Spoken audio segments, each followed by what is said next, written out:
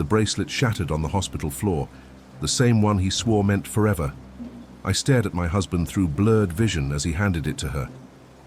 "This represents the head matriarch of the Gu family," he said, clasping it on her wrist. My kidney was inside her body. My son called her Mommy, and I was bleeding out in a room where no doctor would come, because she paid them not to. He chose his mistress over my life, but they didn't know.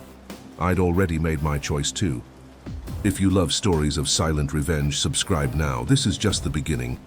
But that wasn't how it all started. I met Gu Si when I saved his life. He was drowning, 10 years old, thrashing in dark water. I pulled him out, nearly drowned myself. When he woke up in the hospital, another girl was there, Anne. She told him she saved him, that I'd pushed him in. He believed her. For 20 years he believed her. He married me anyway. Said he owed me. Said he'd learned the truth. I was so desperate to believe him that I ignored every sign. The way he looked at Anne when she returned from abroad. The way my mother-in-law sneered at me during family dinners. "You trapped him with gratitude," she said once, loud enough for the servants to hear. I gave him a son. Yun was everything to me. Bright eyes, quick smile, my entire heart walking outside my body. "Mommy loves you most," I'd whisper when I tucked him in. He'd giggle and say, "More than Daddy," and I'd lie. Just as much. The humiliations were small at first. Forgotten anniversaries, cancelled plans. His phone calls with an Anne that lasted hours while I ate dinner alone. "She's just a friend," he'd say, barely looking up. "She saved my life. I owe her." Then Anne got sick. Kidney failure, the doctors said. Critical condition. She needed a transplant immediately. I watched my husband's face crumble. "We have to help her," he said, not asked, told. I didn't know they'd already checked. That my kidney was a perfect match. That the whole thing was planned. The kidnapping happened 3 weeks later. Men in masks grabbed Yun outside his school. I got the call while shopping for his birthday present. "We have your son." My world stopped. "Come alone, or we kill him." I ran. Didn't call police. Didn't think. Just ran to the warehouse address they gave me. Found Yun tied to a chair, crying. "Mommy!" he screamed. I lunged for him. The men grabbed me instead. "Take me," I begged. "Let him go. Please, I'll do anything." That's when I saw it. The camera in the corner. The too clean warehouse. The way the men didn't hurt us, just waited. This wasn't random. "Mr. Gu is on his way," one said into his phone. The wife took the bait. Gu Si arrived like a hero, crashed through the door, face wild with fear, held Yun tight, checked him for injuries, and then, only then, looked at me. "Are you hurt?" So gentle, so concerned. The perfect husband. I didn't realize until later.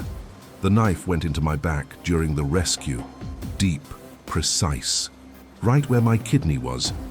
"Emergency surgery," the doctor said at the hospital. "We have to remove the damaged kidney. It's the only way to save her life."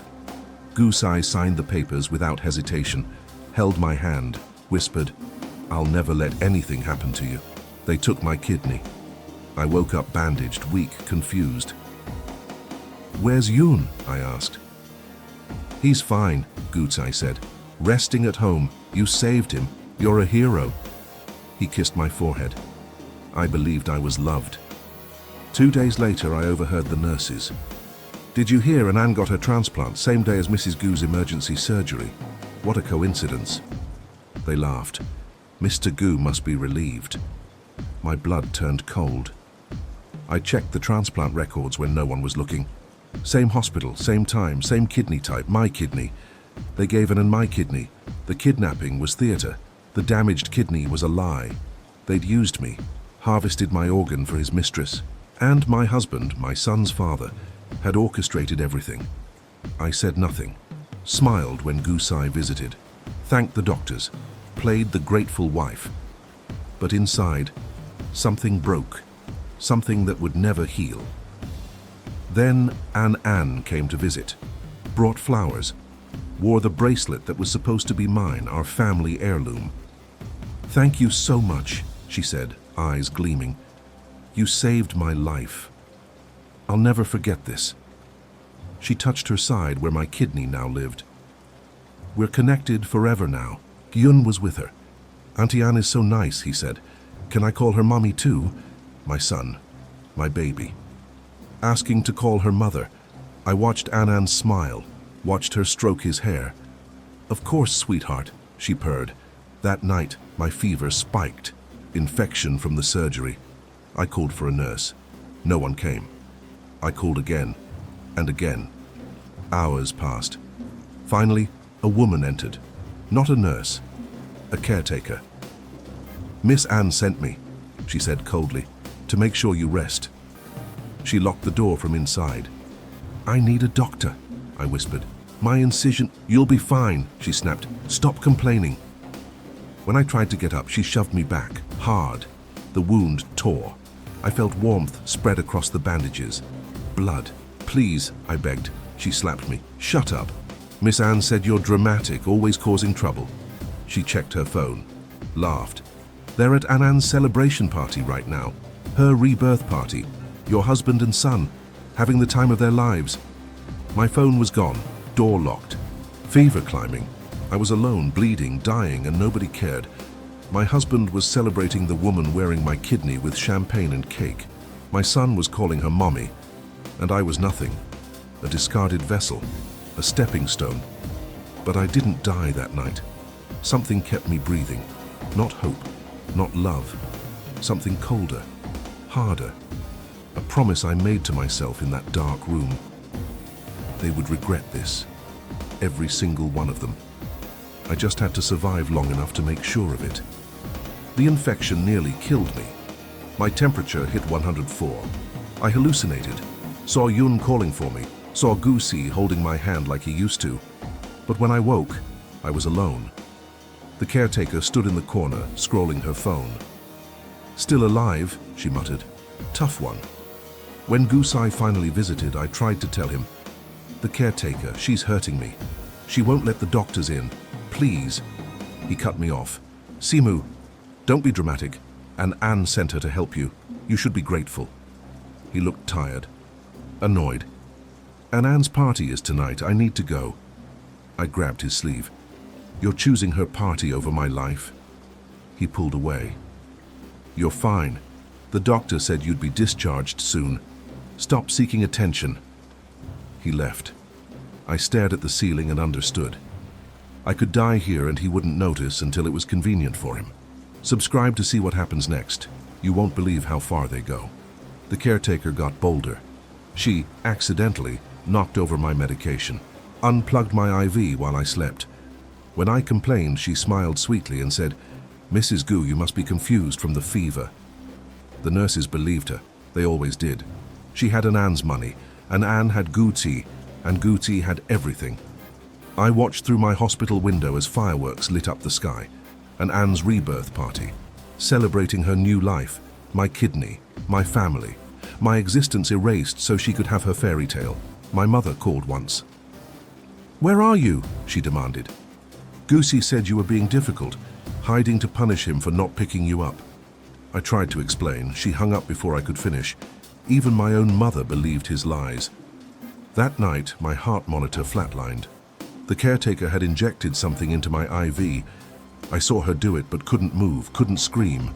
Nurses rushed in. Defibrillator. Chaos. We're losing her, someone shouted.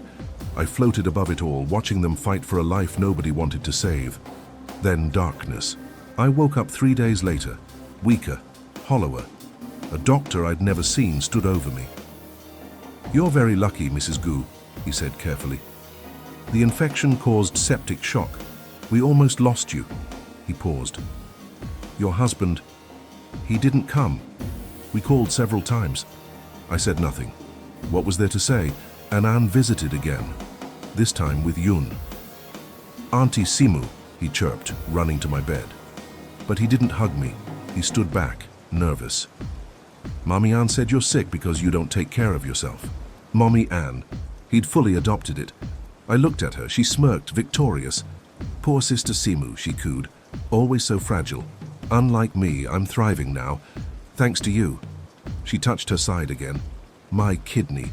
taunting me. "Yun, sweetheart," I whispered. "Remember how I used to read you stories before bed? How we'd make pancakes on Sunday mornings?" He frowned, confused. "That was a long time ago, Auntie.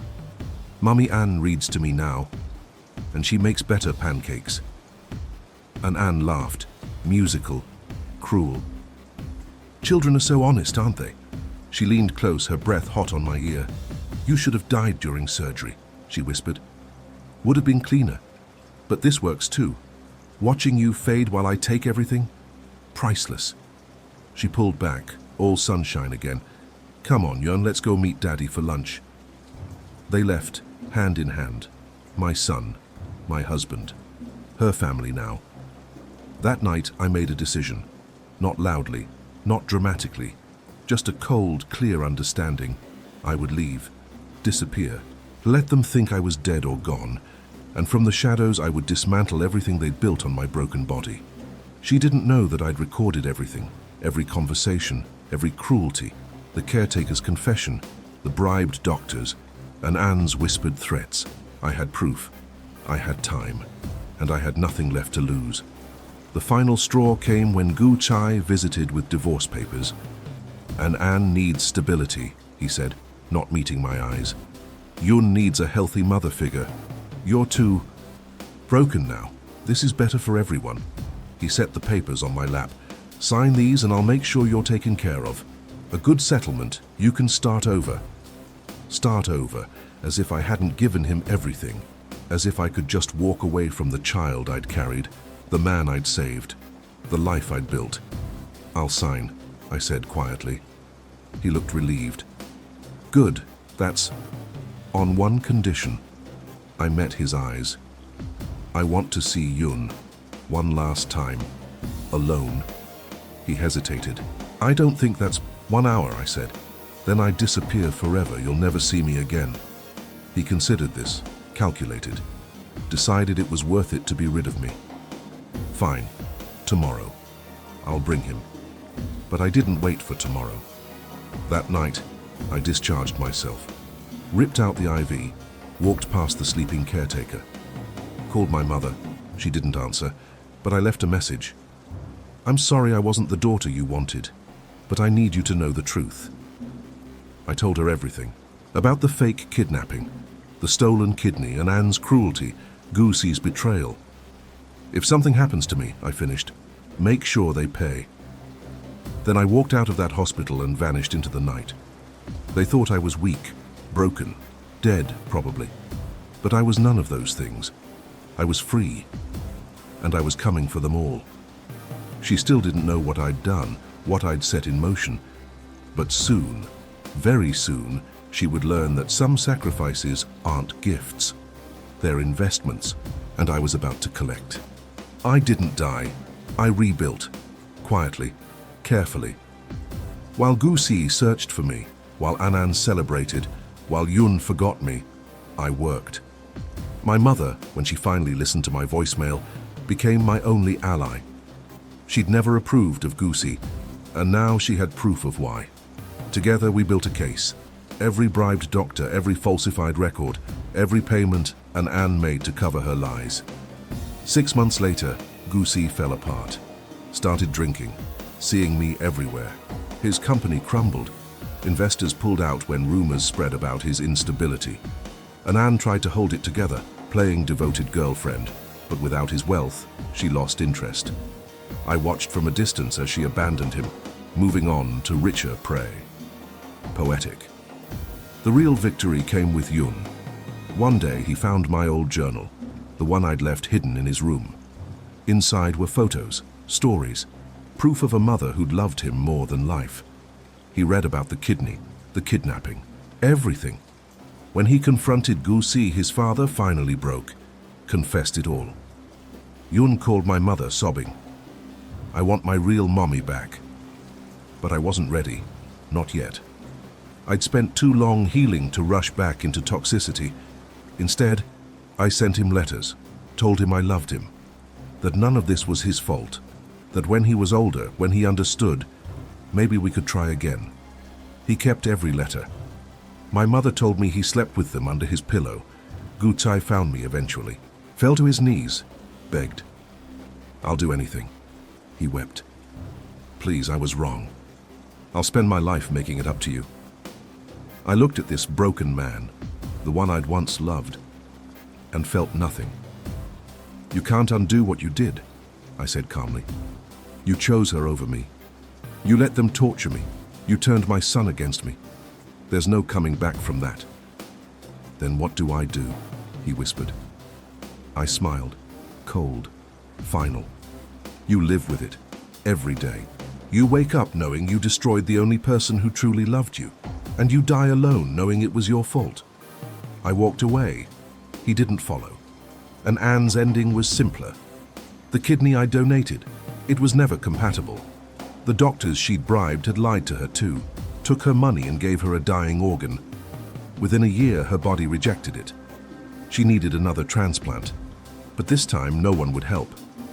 Gu Si was bankrupt. Her reputation was ruined. She died in a public hospital alone, calling for someone who'd never come.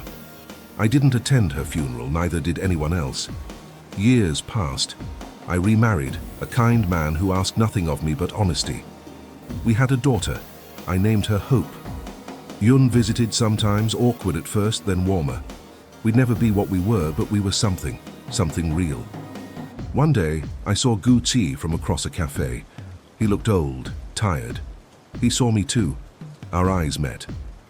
He opened his mouth, to apologize maybe, or beg again, but I just turned away. He wasn't worth my breath. He wasn't worth anything. That night, my daughter asked, "Mommy, why do you have that scar?" She traced the line on my back where they'd taken my kidney. I thought about lying, making up something harmless, but instead I told her the truth. "Someone took something from me once," I said, "and I had to decide. Would I let that break me, or would I let it make me stronger?" "What did you choose?" she asked. I kissed her forehead. "I chose me." And that's the only ending that mattered. Not revenge, not justice, just choosing myself after a lifetime of choosing everyone else. They wanted me gone. I gave them that. But I came back on my terms, stronger, wiser, free. Gu Chai lives alone now. Yun tells me he talks to himself sometimes, apologizing to ghosts. And Anne is buried in an unmarked grave. No one claimed her body. And me?